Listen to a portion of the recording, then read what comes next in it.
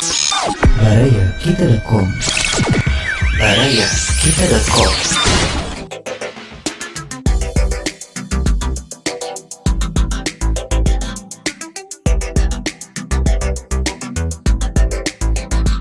Assalamualaikum warahmatullahi wabarakatuh. Baraya, ketemu lagi di podcast kita kali ini bersama saya Andreas Medi dari barayakita.com, yang tentunya setiap acara barayakita.com disupport oleh rekanan kami, yaitu CV Arkis Desain Interior dan PT Jabar Maya Internet Solution.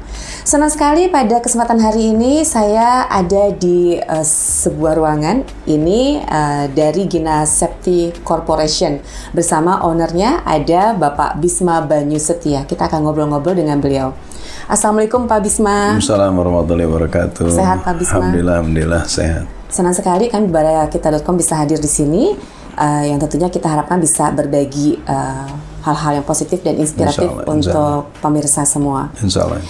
Baik Baraya, Gina Septi Corporation ini adalah sebuah travel ya Pak ya, travel Betul. umroh, haji ya, yang tentunya ini akan sangat membantu sekali segala informasi seputar umroh haji Pak ya, Betul. yang nanti bisa kita akan sharing juga kepada Betul, pemirsa insya semua. Allah. Nah, Bapak Bisma Banyu Setia ini adalah Direktur Utama Gina Septi Satrio Barokah Wisata Pak ya? Satria. Oh Satria Barokah Wisata, Betul. Umroh Haji Tour Travel, PT Satria Barokah Wisata. Ini Betul. lebih tepat nama PT-nya Pak ya. Iya. Dan beliau juga adalah dirut dari Bella Salam ya, 87,6 FM Pak ya. Betul. Yang posisinya di mana nih Pak? Di Tasikmalaya. Di Tasikmalaya. Oke, ini di bawah naungan PT Haryani Suara Utama. Betul. Dan Bapak Bisma Banyu Setia ini juga adalah Ketua Asosiasi DPD Ampuri Jabar. Ampur ini adalah Asosiasi Muslim Penyelenggara Haji Umroh Republik Indonesia. Insya Allah. Banyak sekali nih Pak jabatannya dan tanggung jawabnya Pak ya. Subhanallah. Alhamdulillah. Alhamdulillah amanah Pak ya. Betul. Yang terus dilakukan diemban sampai hari ini dengan penuh tanggung jawab ya Pak ya. Insya Allah. Harus. Baik Pak Bisma, kita coba ini dong ngobrol-ngobrol lebih jauh lagi dan pengen tahu lebih banyak. Ini Bapak kiprah Pak Bisma menjadi Direktur Utama Gina Septi Satria Barokah Wisata, lalu juga menjadi Direktur Utama dari Bella Salam, sekaligus juga Ketua Asosiasi DPD Ampuri Jabar. Tentunya sebuah perjalanan yang sangat panjang ya Pak ya. Nah ini bisa cerita Pak dari awal hingga Bapak bisa membentuk ini semua bagaimana Pak? Mangga. Saya sebetulnya kalau ditanya gini merinding juga. Waduh merinding, kenapa Pak merinding? Karena ini ada sesuatu hal yang saya pikir semua ini karena izin Allah ya. Alhamdulillah. Tidak ada daun yang jatuh di hutan belantara, tidak ada debu yang terbang, itu tidak akan terjadi tanpa seizin Allah.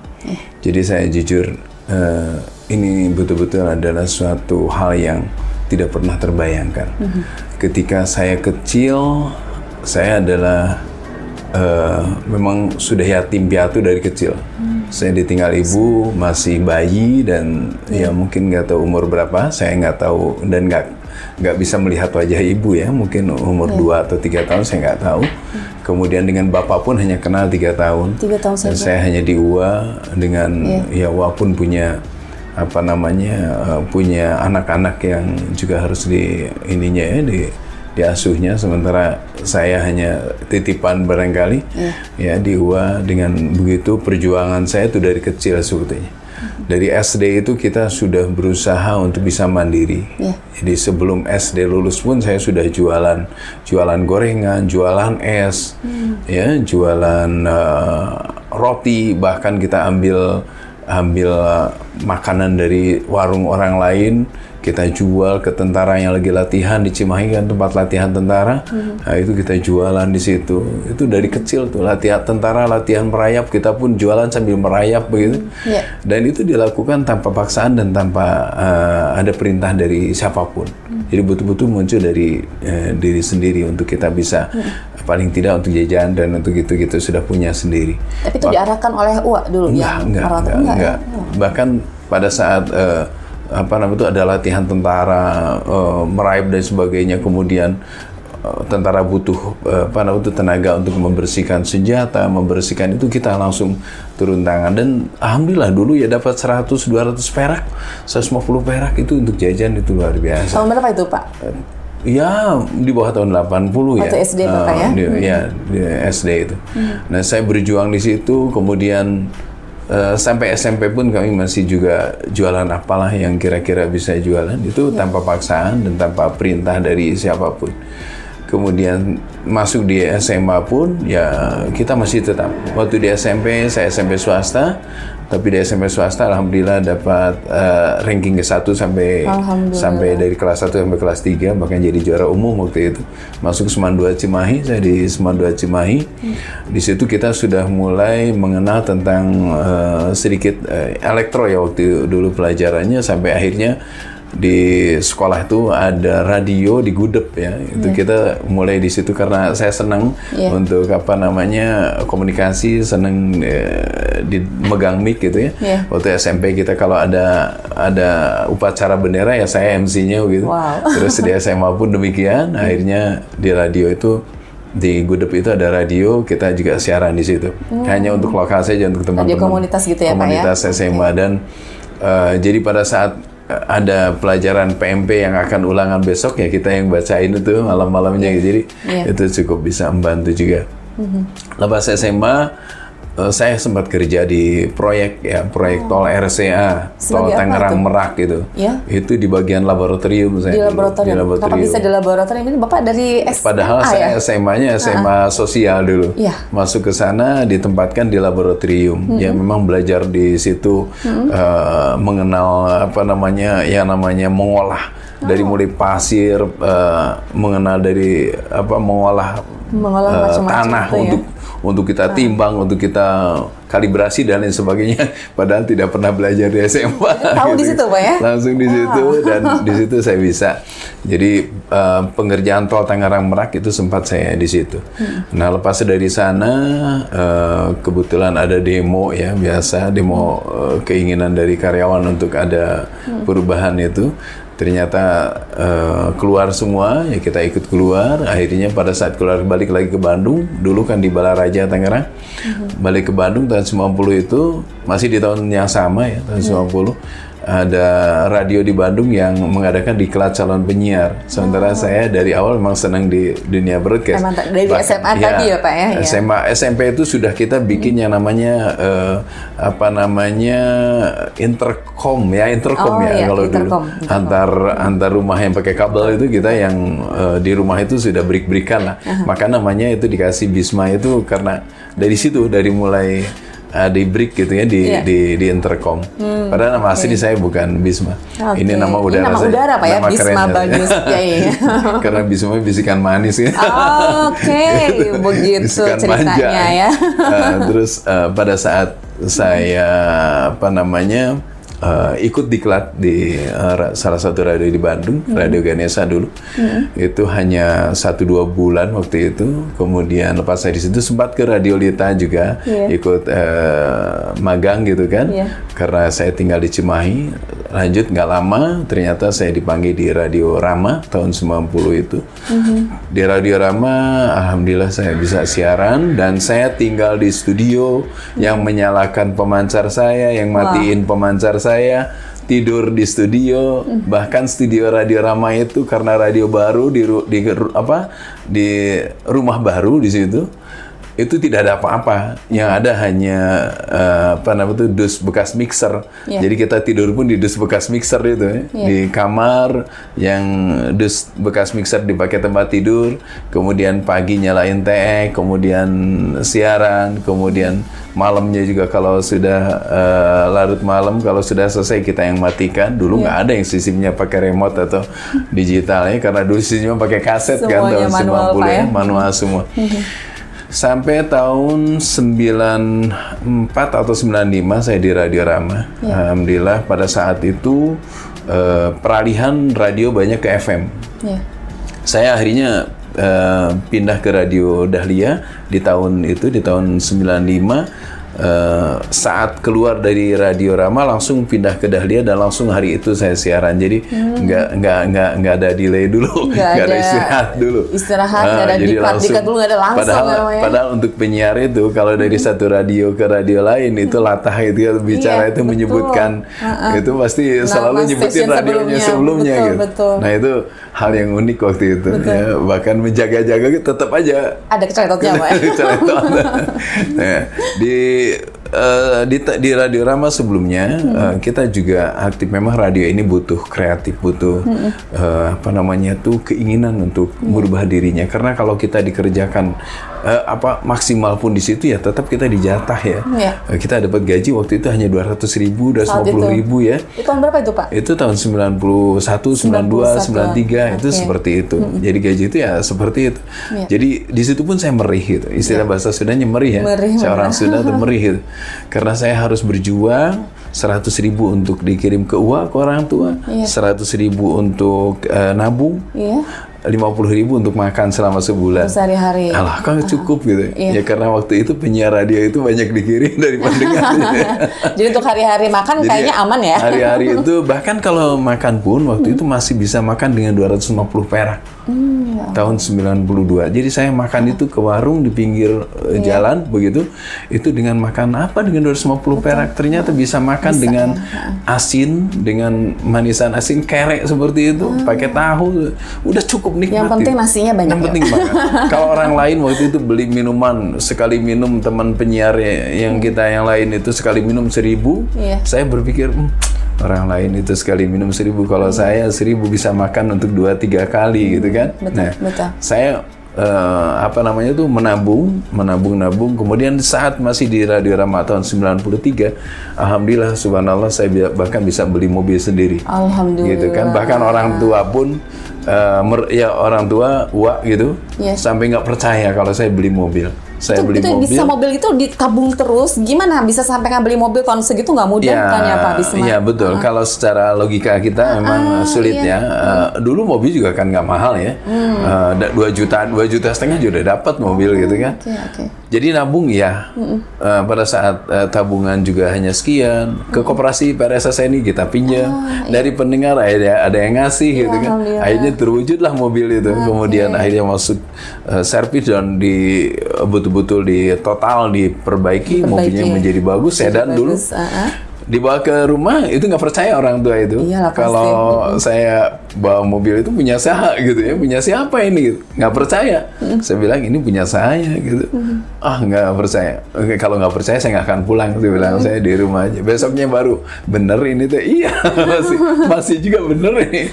Jadi saya nggak minta serupiah pun ke orang tua gitu kan, ke uak waktu itu untuk punya mobil. Saya udah punya mobil masih bujangan. Dan di situ kita kreatif mengadakan show waktu itu masih musim show dangdut yang pakai di keben itu pakai seng ya. Betul. Ya, itu kita ke Padalarang, ke ke Majalaya, ke Garut, kita bikin acara-acara seperti itu. Dan ada yang mendanai waktu itu. Ada yang mendanai dari malah dari orang rumah sakit Ustira, misal 10 juta nih untuk acara show gitu kan. 10 juta. Nanti pada saat dapatnya misal 13 juta, 10 jutanya dibalikin, yang 1,5 juta, yang 3 juta dibagi 2 gitu. Jadi secara tidak langsung ini Bapak udah bikin event ya? Jadi saya udah punya bis enterprise dulu. Nah, itu yang pakai keliling pakai toa itu. Masih bujangan, saya sudah halo-halo keliling. Gitu ya. Iya. Jadi punya mobil itu nggak semata-mata untuk gaya-gayaannya, tapi ada niat. Mobil itu, mobil sedan nggak bisa dipakai itu. Jadi kalau biasanya pakai sewaan mobil juga. Sewa juga ya, pakai toa itu. Keliling. Jadi waktu itu masih zamannya Darso ya. Siapa itu? Kayak kalau itunya dangdutnya Naisy Larasati, Dayu AG itu kan, itu saya roadshow tuh keliling gitu. Nah, jadi saya yang hubungan dengan kepolisian, hubungan dengan Kodim gitu kan, untuk kerjasama tempat dan sebagainya, seperti apa kerjasamanya itu sudah saya lakukan dari sejak tahun 93 94 itu. Udah mulai ya. Sudah mulai, dan dulu memang lumayan karena memang dulu hiburan itu sangat dinanti-nanti oleh masyarakat, walaupun bayarnya hanya berapa dulu ya. Mungkin untuk masuk nonton itu kisaran 2.000 atau murah berapa ya. murah gitu kan. Hanya 2.000-3.000 atau 2.500 kalau nggak salah. Nah, itu alhamdulillah saya lakukan. Kemudian tahun 95 saya masuk Dahlia. Di Dahlia juga tidak kalah serunya di situ, kita harus kreatif. Sampai kita juga cari iklan juga, ya, cari iklan untuk ya tambah-tambah gaji gitu, untuk bisa saya hidup mandiri gitu. Kemudian akhirnya di tahun berapa ya?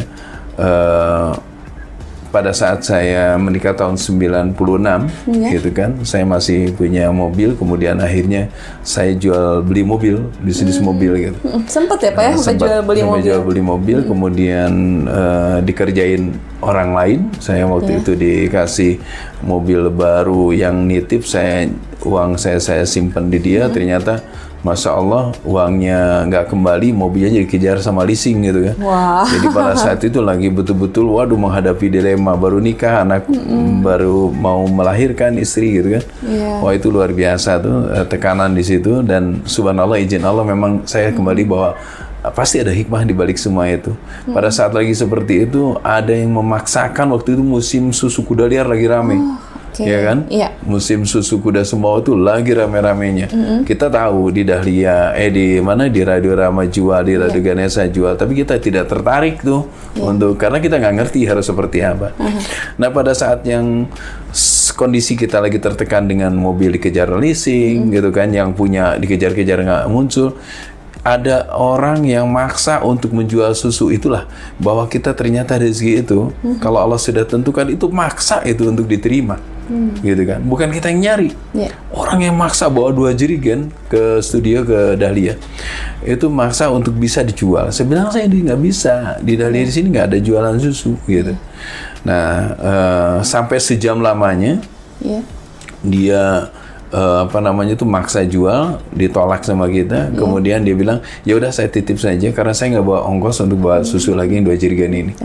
Ya, saya bilang ya silahkan aja. Pulang ceritanya nantilah 2 bulan lagi saya balik, saya ambil susu itu. 2 bulan lagi katanya gitu. Nah gitu. Terus pas udah ditinggalin, saya menghadap Pak Kris yang owner radio. Saya bilang, Pak Kris, ini ada susu, kira-kira gimana ini kalau kita jual? Ya silakan aja kalau kamu bisa gitu. Saya bingung, saya bawa pakai mobil yang bermasalah itu kan. Saya plat nomor ganti, padahal itu karena dikejar sama leasing kan. Mobil baru ya, Verosa Megatop dulu. Nah, di jalan saya bingung, ini mau digimanain, botolnya nggak tahu, beli yang baru seperti apa. Akhirnya belilah botol kemasan, kemasan salah satu produk air mineral yang ukuran 600 ml itu. Saya bawa ke rumah, airnya ditumpahin, diisi susu, labelnya dipotong di nol, tidak ada label gitu, tutup aja. Saya iklan, ternyata itu nggak nyampe sebulan, hanya 2 minggu habis si susu itu. 2 jerigen itu. Dan harganya waktu itu, susu itu kan dari sananya murah, gitu. Dijual harganya kan harus sesuai dengan yang lain. Karena kalau susu dijual kita lebih murah, pasti dikatakan ini susu palsu, gitu kan. Jadi saya juga, waduh, ini harganya tinggi, tapi kita tidak bisa ngelak untuk kita jual di harga tinggi. Kenapa? Kalau kita jual harga rendah, itu orang nggak akan percaya gitu. Nah, itu akhirnya kita telepon lagi, bukannya dibalikin kan, justru minta tambah lagi. Susu akhirnya datang tiap bulan dengan sampai 40 jerigen kita kemas per hari. Itu luar biasa itu waktu tahun 97. Dalam kurun waktu 1 tahun, alhamdulillah saya punya rumah sendiri, ngebangun sendiri rumah, dan saya pun tidak minta serupiah pun ke orang tua untuk ngebangun itu rumah.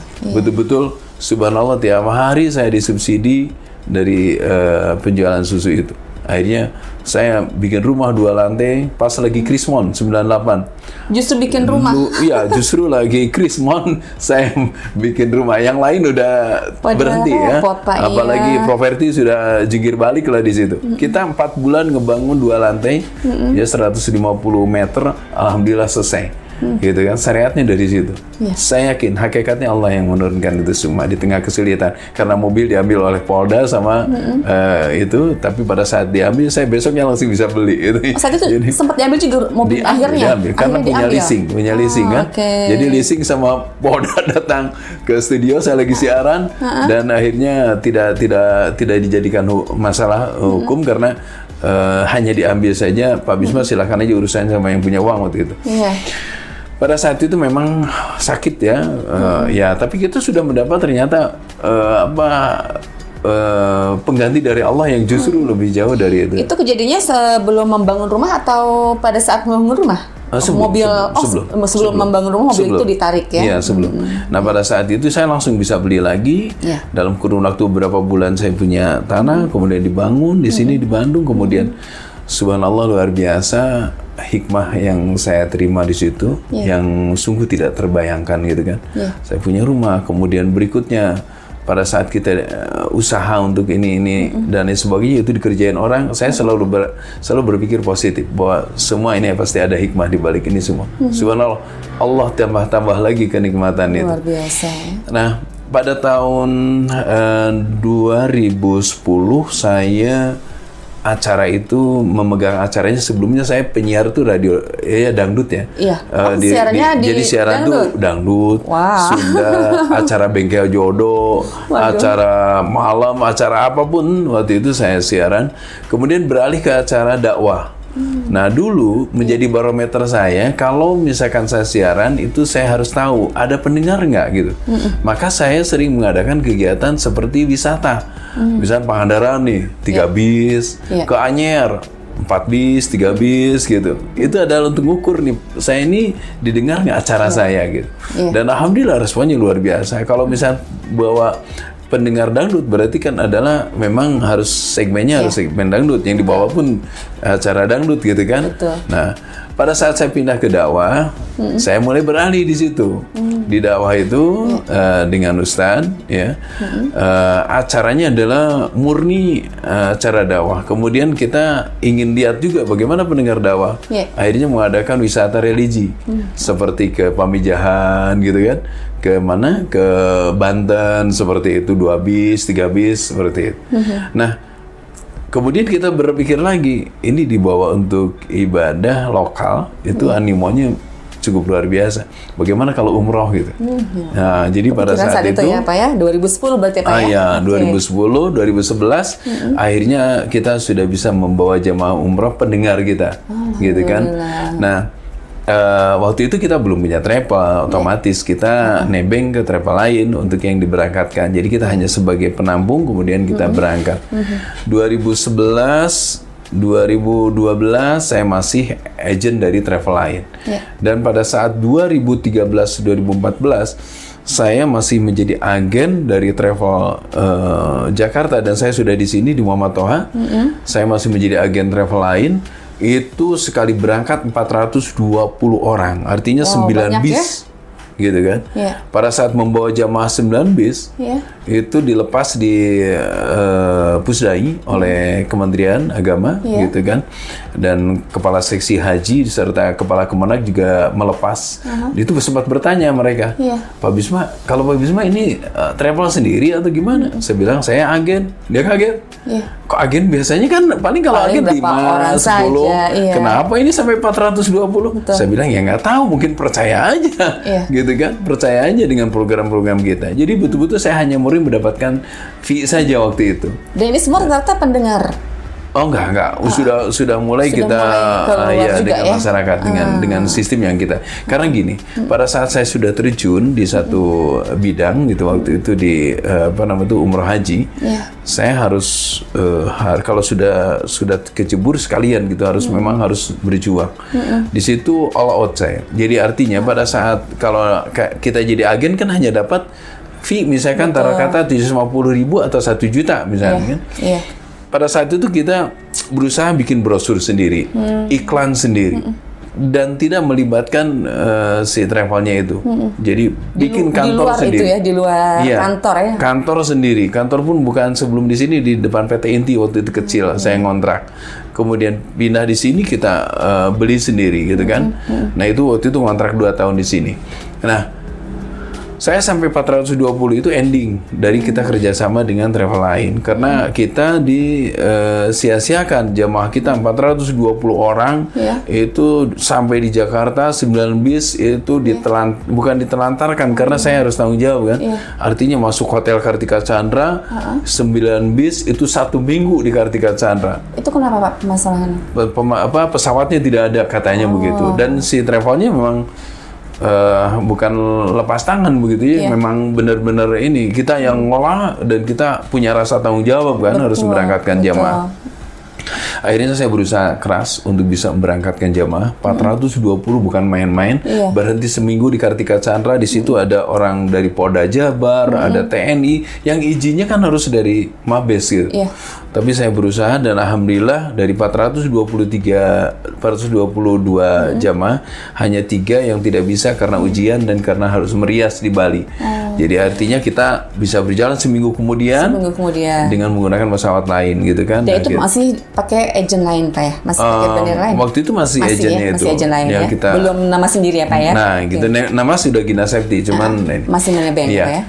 Kemudian kita berangkat setelah itu kita merencanakan dan kita meniatkan untuk bisa berangkat dengan sendiri gitu kan. Akhirnya kita berangkat bulan berikutnya Februari sudah bisa bawa bendera sendiri Gina Safety Travel gitu kan. Gina Safety Travel dengan konsorsium visa saja ke travel lainnya karena kita belum berizin waktu itu. Jadi kita berusaha untuk membuat izin dan akhirnya kita punya izin sendiri. Akhirnya memiliki sendiri. Akhirnya punya izin itu sendiri. Di tahun berapa Pak? Masih Itu tahun 2013? 2018 saya baru dapat izin. Jadi ya? memang menjadi agent aja sekian tahun gitu kan. Belajarnya cukup banyak. Dengan di situ ujiannya yang luar biasa, suka dukanya. Ya alhamdulillah izin Allah, tempat juga bisa kebeli, terus juga izin tempatnya juga. langsung di sini Pak? Ya. Kemudian saya sudah dengan izin sendiri kita sudah bisa memberangkatkan sendiri ya. Kemudian di tahun 2019 izin Allah saya karena ya itu tadi ya kita niat, kita punya keinginan, kemudian para pembimbing kita kan para ustadz yang senior, ustadz yang di Kementerian Agama, di trainer, itu selalu menyampaikan nanti Gina Safety punya radio sendiri, mohon doanya dan kita doa ya. Nah, jadi itu pada saat berangkat jemaah sekarbis gitu disampaikan para ustadz, subhanallah izin Allah saya bisa membeli radio di Tasik gitu kan, betul-betul itu diakuisisi sendiri dari radio. Diijabah ya Pak ya. Diijabah. 2019 Pak ya akhirnya bisa kebeli radio. Kenapa di Tasik nih Pak? Waktu itu Pak Andri yang dari Radio Lita menyampaikan ada radio katanya di Tasik yang mau dijual gitu. Jadi ada radio yang mau dijual, saya bilang coba saya lihat ke sana gitu.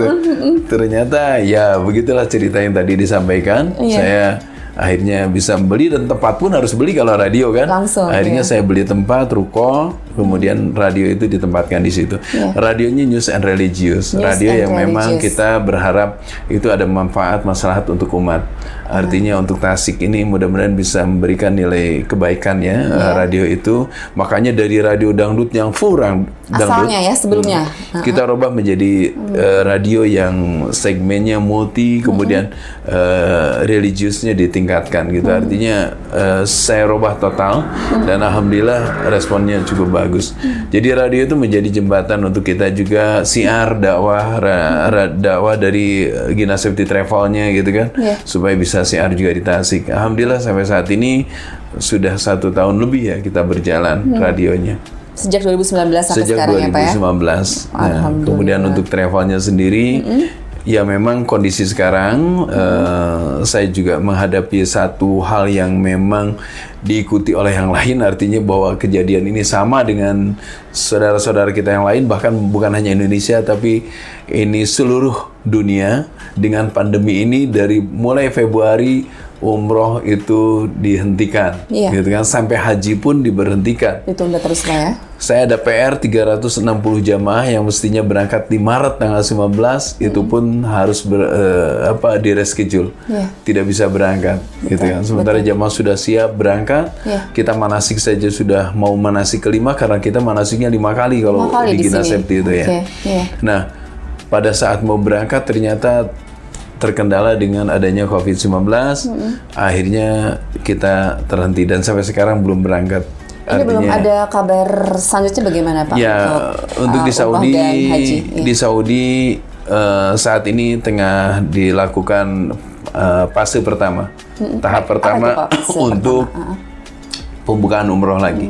Umroh dulu saja. Pembukaan umroh karena haji memang ada waktunya nanti. Iya, iya. Nah, umroh ini sudah dibuka tapi untuk masyarakat setempat, artinya untuk lokal saja. Oh, oke. Nanti tahap kedua jumlahnya ditingkatkan untuk masyarakat setempat, yaitu di fase di bulan akhir Oktober ini. Akhir Oktober ini. Jumlahnya dari 6.000 per hari jadi 30.000. Kemudian nanti ditingkatkan 60.000 dan nanti di bulan November ke sana jika pandemi ini atau virus corona ini sudah melandai, maka Saudi akan membuka penerbangan internasional. Artinya untuk seluruh dunia akan dibuka kembali. Kita berharap memang ini bisa segera terrealisasi dan ini bisa segera melaksanakan ibadah umroh kembali karena jamaah umroh ini sudah nanti-nanti ya, udah nunggu-nunggu.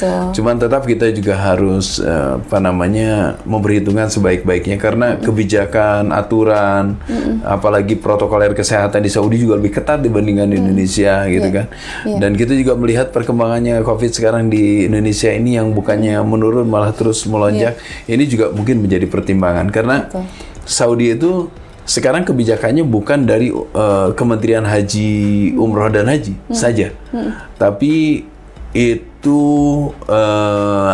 kebijakannya itu muncul juga dari Kementerian Kesehatan, gitu kan. Jadi pada saat Kementerian Kesehatan negara mana yang bisa masuk ke Saudi, nah ini akan menjadi perhitungan apakah Indonesia ini masuk dan bisa masuk ke Saudi atau tidak.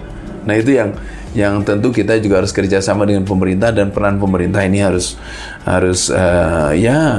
artinya lihatlah bahwa begitu banyak korban yang berjatuhan dan juga banyak travel juga yang mungkin sudah antara hidup dan mati ya karena memang tidak ada income dan sebagainya. Pemasukan, ya Pak. Jadi kita berharap peran pemerintah untuk bisa membantu untuk tidak terlalu memblow up COVID-19 ini. Karena kalau itu terus diangkat, dunia itu melihat Indonesia itu seperti apa sih penanganan COVID. Betul.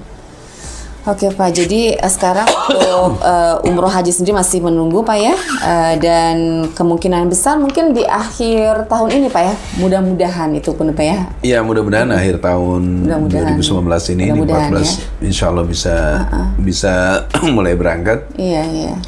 Tapi untuk Gina Septi sendiri akan mapping mungkin di awal tahun 2021. Mudah-mudahan ya Pak ya, semuanya dilancarkan karena kita yakin para jamaah juga udah nggak sabar ya Pak ya. Dan mudah-mudahan segera dilancarkan. Amin. Nah, itu Baraya luar biasa. Jalan kehidupan seorang Bisma Banyu Setia, ini nama udaranya. Kalau nama aslinya siapa Pak kalau boleh tahu? Aduh. Nama KTP ya. Jadi harus bongkar nih. Bongkar rahasia. Jadi saya orang Sunda. Asli orang Sunda. Asli orang Cimahi. Kalau orang Sunda tidak akan jauh namanya dari Cecep, Deden, Aep, Asep gitu ya. Iya. Nama saya Asep. Alhamdulillah. Ya, karena dulu katanya Kasep ya. Amin, sampai sekarang masih Pak karena laki-laki. Namanya Asep. Makanya kenapa Gina Septi? Gina Septi itu marga. Jadi anak saya semuanya Gina Septi, Bella Septi, Septian. Yang di kebetulan ada yang busu ini di Gontor.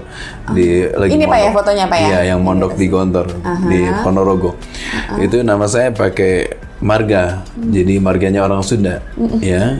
Gina Septi, kemudian Bella Septi, Bella Septi. kemudian Septian Haris Jadi Robani. semua pakai Septi? Pakai Septi. Nah Ah, itu marga saya, Asep dan istri saya Tuti, jadi Septi. Oke. Iya. Jadi ini ibu ya, ibu Iya. Tuti, ini Pak Asep, dan ini anak-anak putra putrinya ya Pak ya semuanya Betul, ya, betul, alhamdulillah Pak ya, ini keluarga yang harmonis sekali terlihatnya ya. Alhamdulillah. Mudah-mudahan Yang dilancarkan paling semua besar pendidikannya. Gina Septi itu Oh sudah jadi Gina ini yang besar? paling Pak? besar. Itu sudah lulus dari STPB, Sekolah Tinggi Pariwisata Bandung. Oke. Dia di manajemen perjalanan pariwisata, sudah di wisuda. Kemudian yang kedua Bella Septi di Unisba. Bella Ya. masih kuliah? Masih kuliah ya. Fakultas apa Makanya namanya radionya Bella. Oke, yang pertama Bella Gina, Salam. yang kedua Bella. Gitu. Kalau Satria PT-nya Satria Barokah Wisata ya. Jadi semuanya sama Sudah ya. masuk di situ. Jadi nggak iri ya Pak ya? Ya, Alhamdulillah, Pak ya. Alhamdulillah. Jadi Gina yang pertama, Bella anak yang kedua, Satria anak yang ketiga ya. Betul, betul. Satria jadi nama PT-nya Pak ya. Betul, betul. Alhamdulillah. Jadi ibu yang namanya Tuti. Ibu Tuti ya. Tuti Oke, Sumansari. oke. Wah, luar biasa. Jadi inilah kenapa disebut Gina Septi Corporation ya Pak. Betul, ya? betul. Oke, dan semua putra-putrinya semua memiliki andil di dalamnya juga ya Pak ya. Insya Allah. Ide-ide juga Pak ya. Insya Allah, insya Allah. Oke Bapak, jadi pertama dulu Bapak dari kecil subhanallah Pak ya udah nggak ada orang tua ya, masih kecil iya. hingga harus berjualan, terus sudah mulai menjalani proyek tadi Pak ya, proyek yang luar biasa, bisa kenal dengan pembuatan jalanan ya Pak ya. Oh dari SMA Pak ya? Dari SMA. Lalu baru mau masuk ke dunia radio Pak ya? Belum. Terus tadi Bapak juga mulai ke event-event apa Iya, dengan betul. modal sendiri tuh Pak ya? Modal sendiri. Lalu bisnis jual beli mobil segala dilakoni juga betul. ya? Sini jual beli mobil. Dan Gagah kalau jual beli mobil kan. Gagah, Pak, ya? Jadi di rumah ada 4-5, terus kita ganti-ganti mobil. Gaya ya, padahal Pak, ya? mobil untuk dijual lagi. Mobil jualan semua Pak ya? Tapi itu asik tuh Pak. Itu Bapak masih umur berapa? Atau masih bujang ya? Belum nikah itu ya? Enggak, kalau sudah kalau pada saat jual beli mobil itu di antara tahun 2000-an. 2000-an ya? Itu lagi booming-boomingnya dulu Pak ya, jual beli mobil Iya, motor iya. dulu ya? Betul. Alhamdulillah.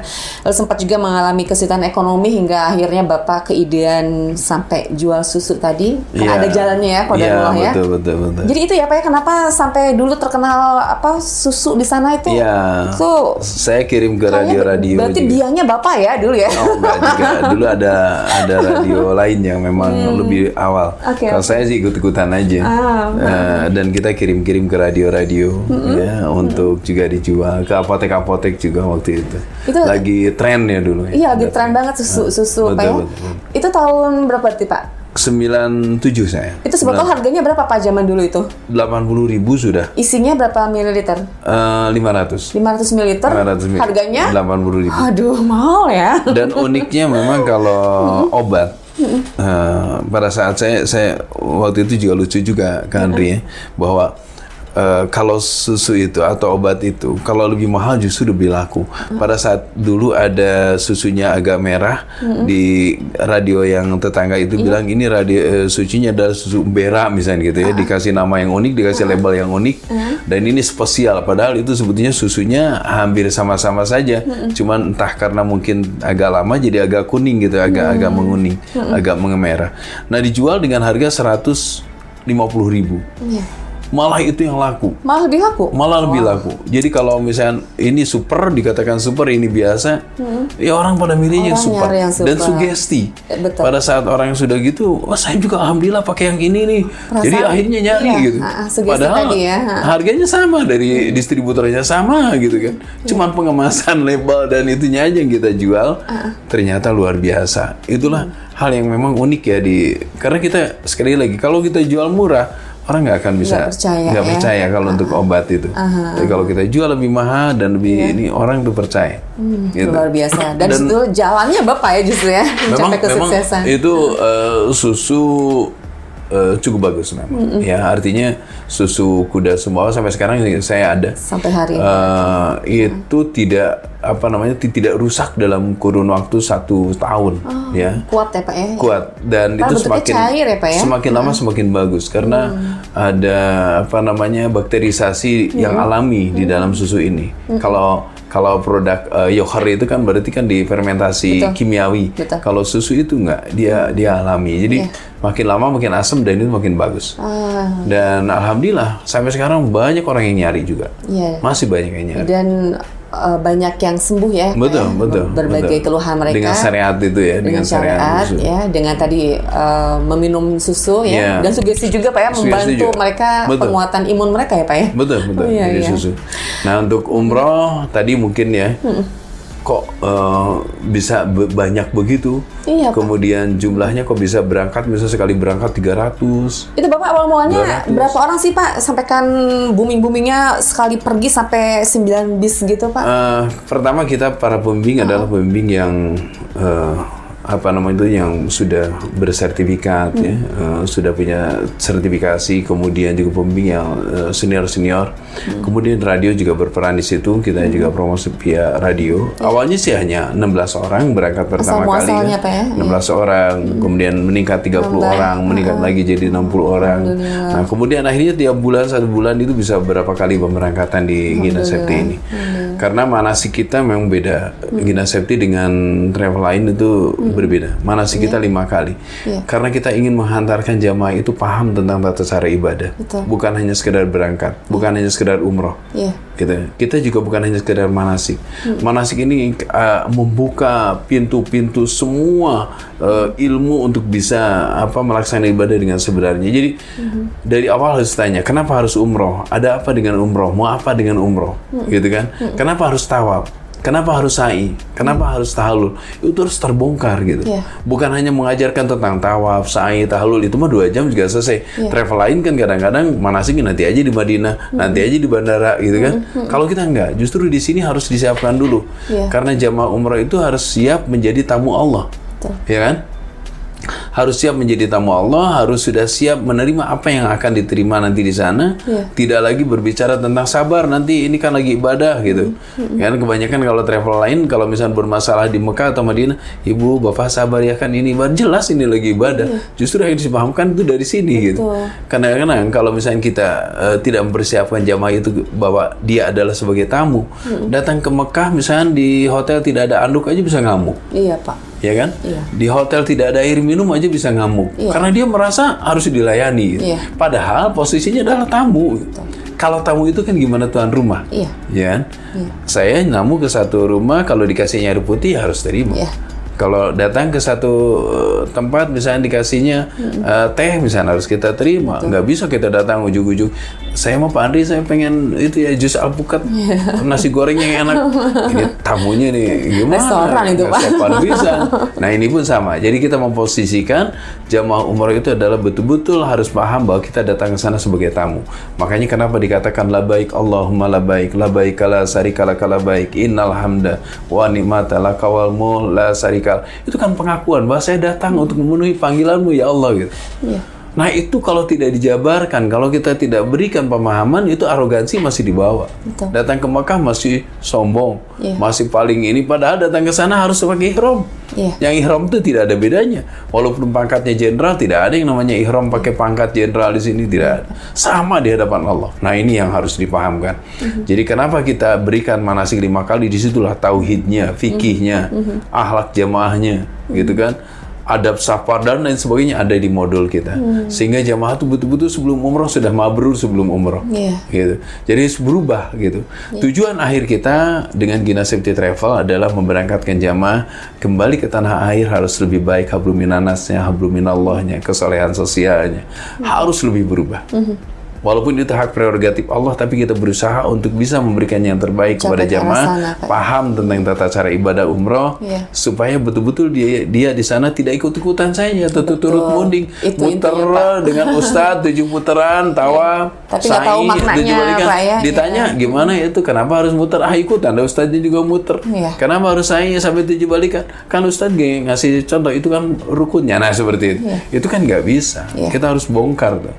Apa yang terkandung daripada substansi daripada umroh, substansi dari rukun itu seperti apa, sehingga ini yang harus kita lakukan itu adalah betul-betul karena Allah. Niatnya Jadi juga saat harus menjalaninya khusyuk Pak ya, betul-betul rasa sampai ke hati Pak ya, tidak hanya sekedar kita ikuti saja. Datang ke sana ke Mekah bukan hanya untuk belanja, tidak hanya untuk berkompetisi belanja-belanja. Nah, itu yang kita bongkar di Umroh Gina Septi, sehingga jamaah umroh itu merasakan pas pulang itu benar bahwa saya ini sudah melaksanakan suatu hal yang tidak pernah diajarkan di tempat lain. Itu yang membedakan Gina Itu yang Septi membedakan Gina Septi dengan yang lain. lain. Alhamdulillah. Sampai sudah kerjasama dengan banyak artis juga tuh pas saya lihat. Ya, ada Sahrul Gunawan. Iya. Ada siapa lagi Pak itu? Ada Indra Bekti, dulu berangkat juga sama grup band waktu itu Wali ya. Sempat juga Pak ya? Sempat dengan grup band Wali. Dan alhamdulillah kita kedekatan dengan travel ya. Akhirnya se-Jawa Barat lintas asosiasi kita di FKS. Kemudian di Ampuri, Asosiasi Muslim Perjalanan atau Penyelenggara Haji Umroh Republik Indonesia juga alhamdulillah saya kena amanah untuk jadi ketua DPD Jabar yang sebetulnya kita juga mau menolaknya gitu. Tapi ternyata teman-teman PPIU di Jabar meminta saya untuk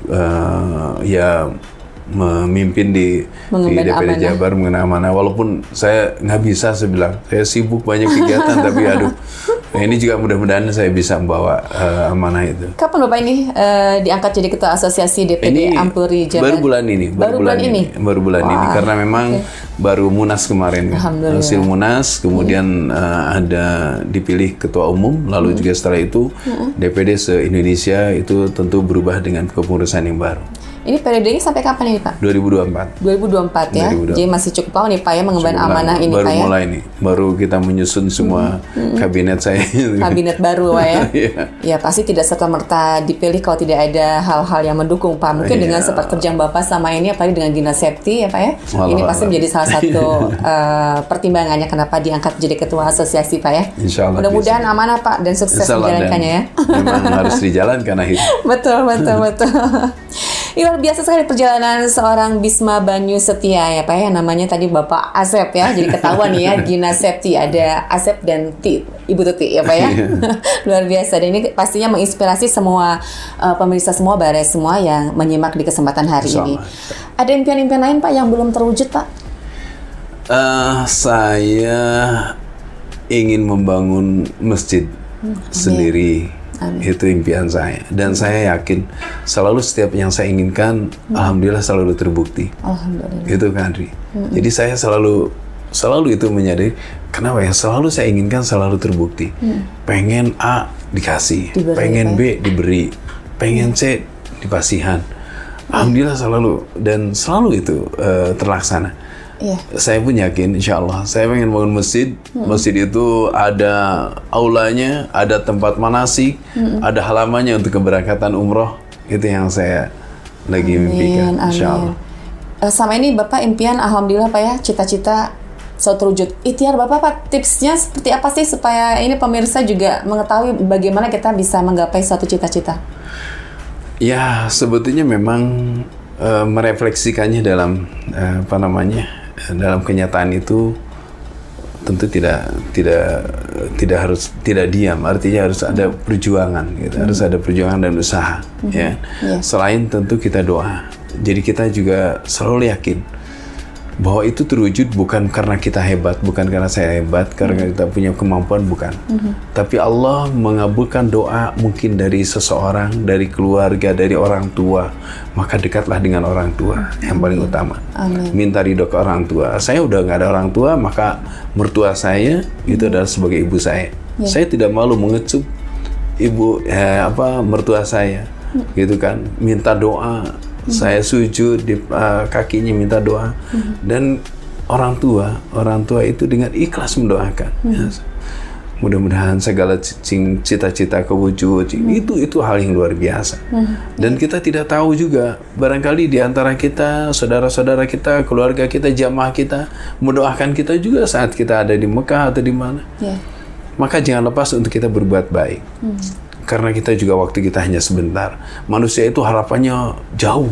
Kita pengen punya A, pengen B, tapi yang paling dekat adalah kematian. Kita yang harus siapkan itu. Karena itu yang kita nggak sadar ya, dan tidak tahu kapan terjadinya. kalau secara duniawi kita pingin sampai hidup sekian lamanya, tapi kita sadar tidak ada yang abadi di dunia ini. Betul. Yang harus kita sadari adalah justru yang paling dekat adalah kematian. Saya nggak tahu apakah minggu depan, apakah bulan depan, apakah tahun depan, atau besok pun kita tidak tahu. Gitu. Itu yang harus paling kita siapkan gitu. Jadi apa kewajiban kita? Lakukan yang terbaik hari ini, gitu kan, untuk mendapatkan sesuatu yang nanti kita bisa raih nanti di akhir kemudian. Kalau untuk dunia, hari ini dikejar, belum tentu kita dapat. Iya, Pak. Atau kita diamkan, malah kita datang itu dunia itu. Ya. Tapi yang paling penting adalah siapkan diri kita untuk bagaimana nanti kita bisa panen di akhir kehidupan kita. Itu yang paling berat. Dunia ini ujian, kemiskinan ujian, kekayaan ujian, jabatan ujian. Kalau itu tidak siap, habislah kita. Dan kita tidak membawa apa-apa nantinya. Gitu. Amanah semua rugi Pak kalau kita tidak membawa apa-apa di akhirat nanti, Pak. Betul. Anak ujian, keluarga ujian. Itu harus kita siap. Ujiannya memang bukan berarti kesulitan saja. Karena tidak sedikit orang gagal ujian dengan kekayaan, dengan kemewahan. Ya, apalagi seorang laki-laki keluar rumah, melangkah tiga langkahan ke rumah sudah dua rumah sudah kemana mungkin pikiran. Nah itu kan kalau orang yang punya kemampuan ekonomi, dia sudah punya mobil mewah, pakaian hebat segala macam, ujiannya juga tidak sedikit. Iya, Pak. Dan banyak yang gagal di situ. Makanya saya selalu berharap, berdoa mudah-mudahan apa yang kita terima berkah. Insya Allah. Kalau orang Sunda bilang sih berkah itu barokah ya. Barokah itu seetik mahi lobanya sadi mah tara para sehat gitu.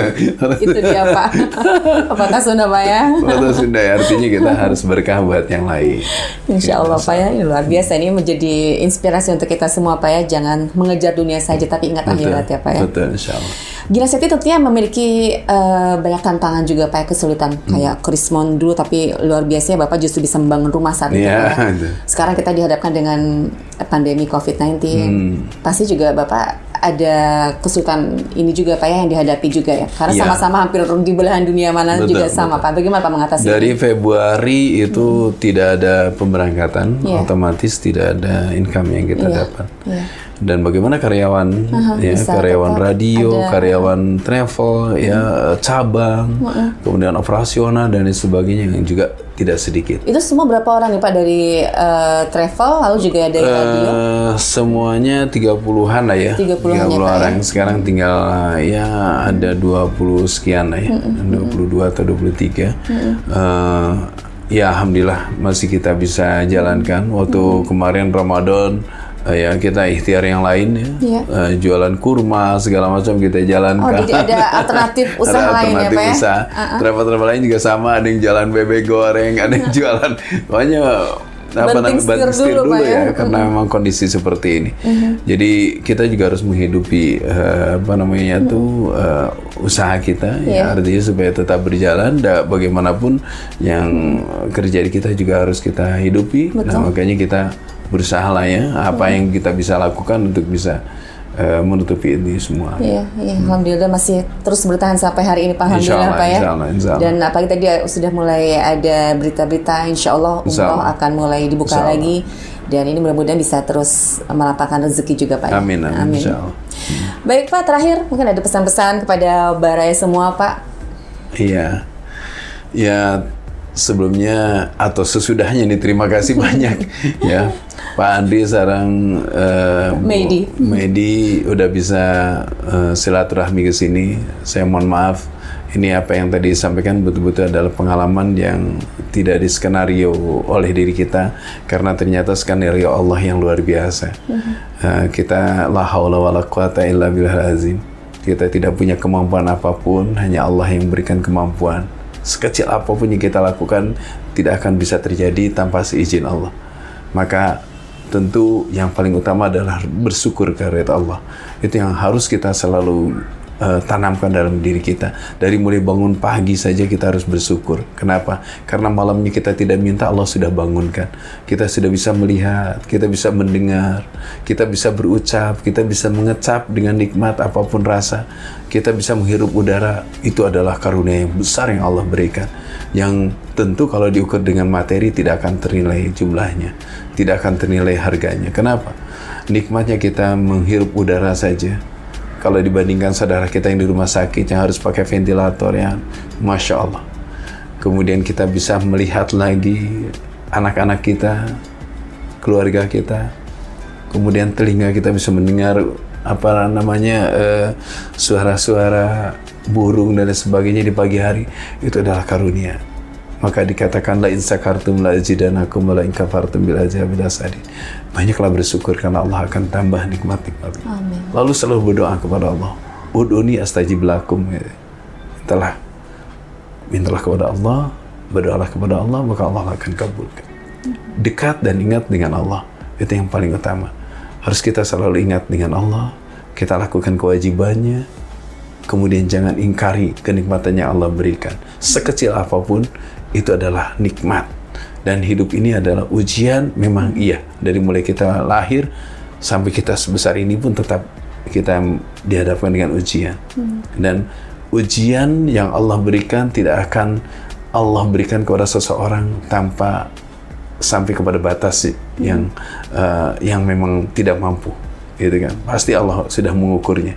Maka tentu kita harus bisa mengambil hikmah dari semua kehidupan ini, karena tiadalah semua ini bisa kita lakukan, bisa kita wujudkan tanpa peran serta Allah Subhanahu wa Ta'ala. Itu alhamdulillah. Mudah-mudahan ini menjadi hal yang terbaik untuk kita semua, ya, bukan kita mampu, tapi memang sekali lagi dimampukan oleh Allah. Bahkan lisan ini bisa berbicara pun karena Allah. Betul. Ya. Iya. Kita bayangkan pada saat air mata saja tidak ada, bagaimana kita bisa mengedipkan mata? Iya, Pak. Bagaimana kita bisa bicara pada saat air liur tidak ada? Jadi sungguh tidak akan terjadi semuanya tanpa izin Allah. Karunia Allah yang luar biasa. Kalau hal-hal tadi yang disebutkan itu kecil, ya kan? Radio, kecil. Usaha travel juga kecil. Tidak ada apa-apanya. Bahkan seisi yang ada di sini pun tidak ada apa-apanya. Dibandingkan karunia Allah pada saat tadi bangun pagi. Tidak sedikit saudara kita yang tidak bisa bangun lagi. Iya, Pak. Ya, itulah yang sungguh menjadikan kita harus bersemangat untuk melakukan kebaikan setiap saatnya. Karena waktu kita tidaklah lama. Hidup kita hanya 1,5 jam untuk ukuran nanti di akhirat. Masya Allah. Mudah-mudahan kita diberikan sehat walafiat, tetap jaga ya kondisi kita supaya terhindar dari COVID-19. Karena kematian sekali lagi ini seringkali salah. Ini mati karena COVID, ini bukan. Yang mematikan itu Allah. Ya, COVID hanya syariatnya saja. Jadi jangan sampai ada sirik-sirik kecil, gitu kan? Bahwa kematian itu Allah sudah tentukan. Tidak dengan COVID, tidak dengan kecelakaan, tidak semua adalah karena izin Allah. Mudah-mudahan kita disehatkan, dijauhkan dari segala penyakit, ya, dan tetap jaga protokoler kesehatan untuk kita tetap fit, semangat untuk kita melakukan kehidupan kita bermanfaat untuk diri kita, untuk keluarga kita, dan tentu untuk agama kita, insya Allah. Terima kasih. Amin.